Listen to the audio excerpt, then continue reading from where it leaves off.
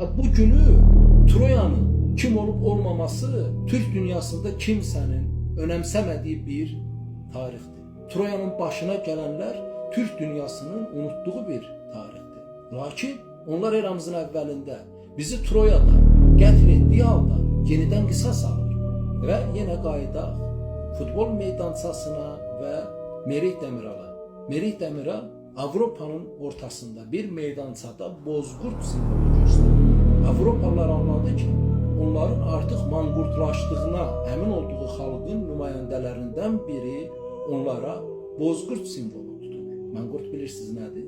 Türk rəvayətlərinə görə düşmən əsir aldığı şəxslərin saçını dibindən qırxaraq onların başına yeni kəsilmiş dəvənin boyun dərisini keçirirdi və əlini qolunu bağlayaraq günün altında saxlayırdı və uzun müddətdən sonra həmin o dəvə dərisi quruyaraq başın dərisi ilə birləşirdi. Başın dərisi ilə dəvə dərisi qaynayıb qarışırdı və bu ağrıdan həmin o əsir olunan şəxslər ağıllarını unuturdu və ağılsız kölələrə çevrilirdi. Qarşındakı həmin düşmən həmin onlara nə əmr edirsə onu da yerinə yetirir və onlara bunqurt və ya manqurt deyilirdi. Bunun sözündən Türk dilində bunamaq var. Ağlın itirilməsi mənasına gəlir. Bun sözü bin sözünün ziddidir. Bin yüksəlmək, qalxmaq, bin sözünün ziddi kimi bun sözü enməni, batmanı ifadə edir. Və manqurt, manqurt, yəni yaddaşını itirmiş qurt. Və doğru deyirsiniz.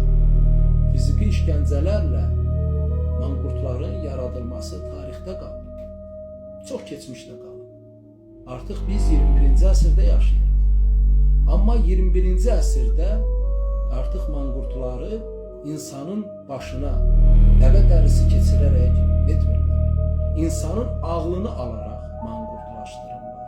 Bizə Avropa mərkəzli, Rusiya mərkəzli bir tarix keçilir. Məktəblərdə, institutlarda.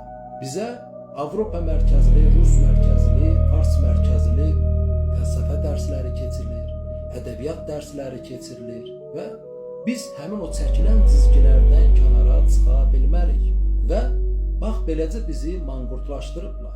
Biz onların dediyini təkrarlayan şəxslərə çevrilmişik və anidən Avropanın ortasında biri çıxaraq deyir ki, bu bozqurt simvoludur.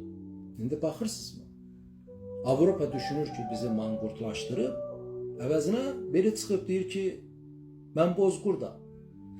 Bax, problem bundadır. Və bu səbəbdən onlar 1000 illik nifrətini yenidən qusdu. Bax, bu agresiyanın səbəbi buydu.